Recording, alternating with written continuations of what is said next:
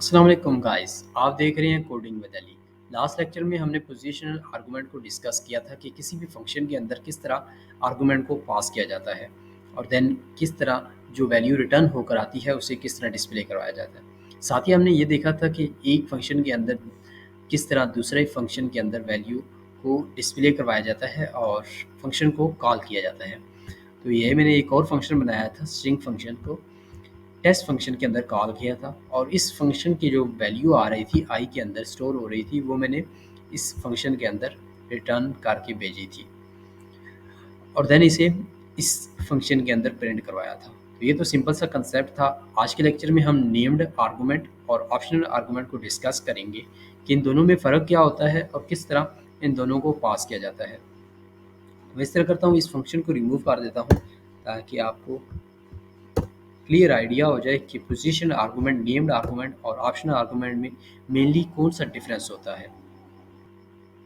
मैं इस तरह करता हूँ, यहाँ पर एक और फंक्शन बना लेता हूँ और देन हम डिफरेंस जान लेंगे कि पोजीशन आर्गुमेंट, ऑप्शनल आर्गुमेंट और नेम्ड आर्गुमेंट में क्या डिफरेंस होता है।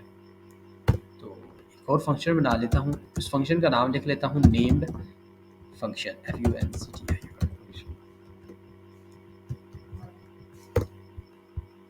हमें यहाँ पर ये एरर देगा, तो एरर बाद में देखेंगे। सबसे पहले तो यहाँ पर हम नेम्ड आर्गुमेंट पास करते हैं। जब भी आपने नेम्ड आर्गुमेंट पास करने हैं तो आपने ये वाली ब्रैकेट हमेशा याद रखनी है, ये वाली। इस ब्रैकेट का नाम है करली ब्रेसेस। अब करली ब्रेसेस के अंदर जो भी वेरिएबल डालेंगे वो सारे नेम्ड आर्गुमेंट में आ जाएंगे। ठीक है, तो मैं यहाँ पर इस तरह करता हूँ कि एक वेरिएबल डिक्लेयर कर लेता हूँ। वेरिएबल है सिंपल डिक्लेयर किया करना है जैसे आप ऊपर डिक्लेयर करते थे, लेकिन फ़र्क ये है कि यहाँ पर आपने करली ब्रेसेस का यूज़ करना है। मैं यहाँ पर ए लिख लेता हूँ, देन इंट बी लिख लेता हूँ। ठीक है, और देन ये हो जाएगा। यहाँ पर ये हमें एरर दे रहे हैं और कह रहे हैं कि भैया आप ना यहाँ पर कुछ ना कुछ वैल्यू पास करो। उसकी वजह ये है क्योंकि ये नेम्ड आर्गुमेंट है। नेम्ड आर्गुमेंट जो है वो ऑप्शनल आर्गुमेंट भी होते हैं। वो इसलिए कि अगर यूज़र वैल्यू इन पास नहीं भी करता तो फिर भी ये यहाँ पर जो वैल्यू होती है बाय डिफ़ॉल्ट वो उसी वैल्यू को ले लेते हैं। मैं यहाँ पर कुछ ना कुछ वैल्यू पास कर देता हूँ, 0 पास कर देता हूँ और यहाँ पर भी 0 पास कर देता हूँ। तो यहाँ पर क्या हो जाएगा कि ये एरर रिमूव हो जाएगा। अब ये होगा कि जहाँ पर भी मैं ये फंक्शन कॉल करूँगा तो अगर मैं वैल्यू पास नहीं करता वेरिएबल के अंदर तो ये हमें एरर नहीं देंगे। तो ये किस तरह होगा, तो अब इस तरह यहाँ पर ये होगा कि ए और बी के अंदर वैल्यू स्टोर हो जाएगी 0 और 0। तो यहाँ पर इस तरह करते हैं, सेम लाइक ऊपर की तरह हम फंक्शन चलाते हैं इंट ए बी प्लस सी। ठीक है, वही चीज़ ला देते हैं और यहाँ पर इस तरह करता हूँ मैं कि रिटर्न कर देता हूँ इसको सी को। तो मैं इस फंक्शन को इधर ऊपर कॉल कर लेता हूँ और इधर लिखता हूँ named function, FUNCTION, named function. ठीक है, और देन ये हो जाएगा। तो यहाँ पर एक वेरिएबल के अंदर स्टोर करवा लेते हैं ताकि हमें पता चल जाए कि वैल्यू स्टोर हो भी रही है या नहीं। प्रिंट ए। तो अभी हमें यहाँ पर ये एरर नहीं दे रहा। उसकी वजह क्या है, क्योंकि हमने इसे ऑप्शनल और नेम्ड आर्गुमेंट बनाया हुआ है। याद रखिएगा कि जो भी आर्गुमेंट नेम्ड आर्गुमेंट होगा वो ऑप्शनल आर्गुमेंट भी होता है। उसकी वजह क्या है, क्योंकि हम उसे उधर ही वैल्यू असाइन कर देते हैं, इसलिए यहाँ पर हमें इसने एरर नहीं दिया ऊपर। अदरवाइज़ अगर हम इसकी बात करें तो अगर यहाँ पर हम वैल्यू नहीं पास करते तो ये हमें उधर ही रोक देता है और कहता है कि भैया यहाँ पर आपका वैल्यू 1 चाहिए हमें। ठीक है, लेकिन यहाँ पर ऐसा कुछ नहीं हुआ। हालांकि हमने यहाँ पर भी वेरिएबल 2 डाले हुए थे जो कि वैल्यू ले रहे थे। ठीक है, तो यहाँ पर ये बात क्लियर हो जाती है कि जो नेम्ड आर्गुमेंट होते हैं वो ऑप्शनल आर्गुमेंट भी होते हैं। ऑप्शनल आर्गुमेंट क्या होते हैं वो भी हम डिस्कस करते हैं, लेकिन इस नेम्ड को थोड़ा सा वैल्यू पास कर देते हैं। उससे पहले मैं वैल्यू पास करूँ मुझे रन कर लेता हूँ ताकि आपको दिखा दूँ कि जो बाय डिफ़ॉल्ट वैल्यू होती हैं, अगर मैं वैल्यू यहाँ पर नहीं पास करता तो जो बाय डिफ़ॉल्ट वैल्यू होती हैं वो उसी को ले लेता है और प्लस करके इस सी के अंदर स्टोर करवा देता है। फिर इधर ये सी जो है ये रिटर्न होता है और ए के अंदर स्टोर होकर प्रिंट करवा देगा। आउटपुट देखते हैं क्या आती है। यहाँ पर आउटपुट आ रही है 405 और 0।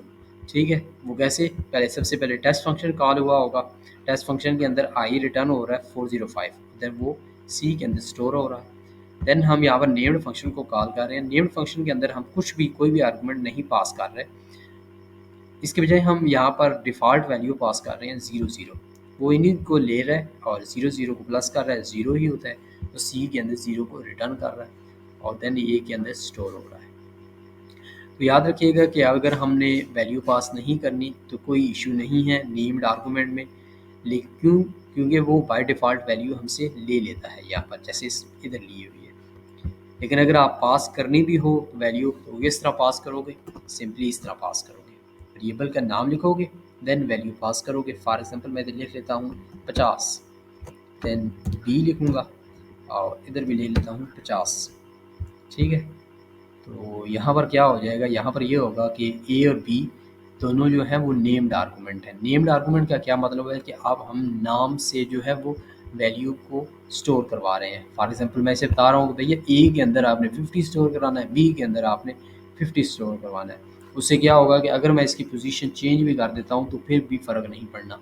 क्यों नहीं फ़र्क पड़ना, क्योंकि हम नेम के थ्रू वैल्यू को स्टोर करवा रहे हैं। अभी आंसर जो हमारा आएगा वो 100 आएगा 0 पे जगह, यहाँ पर ये 100 आ गया। तो ये था नेम्ड आर्गूमेंट। ऑप्शनल आर्गूमेंट पे देख लेते हैं कि उसमें क्या डिफरेंस होता है। ऑप्शनल फंक्शन का नाम आप कुछ भी रख लीजिए, ऑप्शनल फंक्शन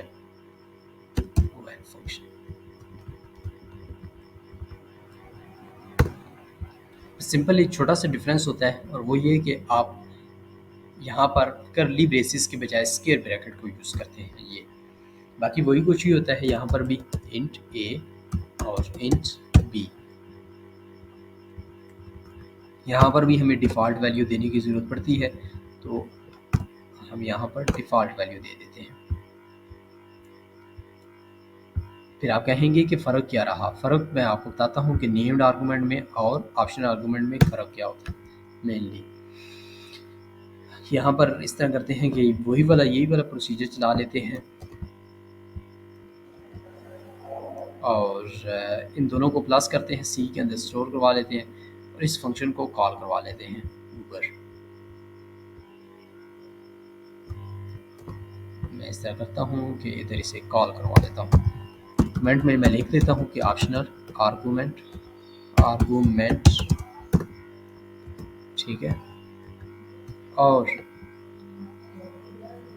यहाँ पर मैं क्या करता हूँ कि कोई भी वेरिएबल की वैल्यू पास नहीं करता और इसे देखते हैं कि ये ऑप्शनल आ भी रहा है या नहीं। तो ये ऑप्शनल आ रहा है, यानी यहाँ पर मैंने 2 वेरिएबल पास किए हुए थे लेकिन यहाँ पर इसने एरर नहीं दिया। तो देखते हैं कि इसने एरर भी नहीं दिया और यहाँ पर सी की जो वैल्यू है वो हम कहीं पर ऑप्शनल फंक्शन की जो वैल्यू है वो हम कहीं पर स्टोर नहीं करवा रहे। तो मैं इस तरह करता हूँ कहीं स्टोर करवा लेता हूँ और इससे रख लेता हूँ भैया मुझे चाहिए भैया बी के अंदर इसे स्टोर करवा दो और ये कर लो और देन प्रिंट बी। तो ये क्या करेगा कि ऑप्शनल फंक्शन के अंदर जो भी वैल्यू होगी वो बी के अंदर सेव करवा देगा और देन बी हमें डिस्प्ले करवा देगी वैल्यू। ये आ गया। तो ऑप्शनल में क्या होता है कि ऑप्शनल में आप एक तो वेरिएबल का नाम नहीं लिखते, डायरेक्ट वैल्यू पास कर देते हैं। फॉर एग्जांपल मुझे पास कर देता हूँ 3, तो ठीक है वो क्या करेगा, सबसे पहले जो ए वाली वैल्यू है ना, यानी पोजीशन के हिसाब से देखेगा कि जो सबसे पहला वेरिएबल है वो उसी को वैल्यू असाइन कर देगा। देखते हैं कि ये ए की वैल्यू यहाँ पर किसकी, ये जो 3 है ये किसको असाइन किया होगा, यानी ये जो 3 है ये किस वेरिएबल के अंदर स्टोर हुआ होगा। तो मैं इस तरह करता हूँ कि यहाँ पर प्रिंट लिखता हूँ प्रिंट और यहाँ पर लिख लेता हूँ ए, ठीक है, और यहाँ पर लिख लेता हूँ प्रिंट बी। यहाँ पर देख लेते हैं कि ए और बी के अंदर क्या वैल्यू आ रही है। तो ए के अंदर आ रही है 3 और 0 कहाँ से आ रहा है, 0 आ रहा है बी से और ये सी देन रिटर्न होकर आ रहा है, सी रिटर्न होगा हमारे पास और इस बी के अंदर स्टोर हो गया और बी ने वैल्यू को प्रिंट करवा दिया। मैं इस तरह करता हूँ कि इन दोनों को कमेंट कर देता हूँ ताकि आपको और क्लियर हो जाए। यहाँ से ये बात क्लियर हो गई कि ऑप्शनल आर्गूमेंट में हम नेम्ड वेरिएबल का यूज़ नहीं करते, जैसे कि हमने ऊपर इधर किया था। यहाँ पर वेरिएबल के नाम पर हमने वैल्यू दी थी, लेकिन ऑप्शनल आर्गूमेंट में हमने ऐसा कुछ भी नहीं किया। ठीक है, यानी वेरिएबल का हमने नाम नहीं लिखा, बल्कि ये पोजीशन आर्गूमेंट की तरह ही होते हैं, यानी हम पोजीशन के तौर पर ही वैल्यू असाइन करते हैं। तो अभी क्या होगा कि ए के अंदर 3 आ जाएगा, बी के अंदर 0 आ जाएगा, 3 + 0 3 आ जाता आंसर। तो वो सी के अंदर स्टोर हो जाएगा और सी जो है वो इधर बी को रिटर्न कर देगा इधर, और देन ये इसे प्रिंट करवा देगा। ये था ऑप्शनल आर्गूमेंट। होपफुली आपको समझ आ गया होगा। Thanks for watching.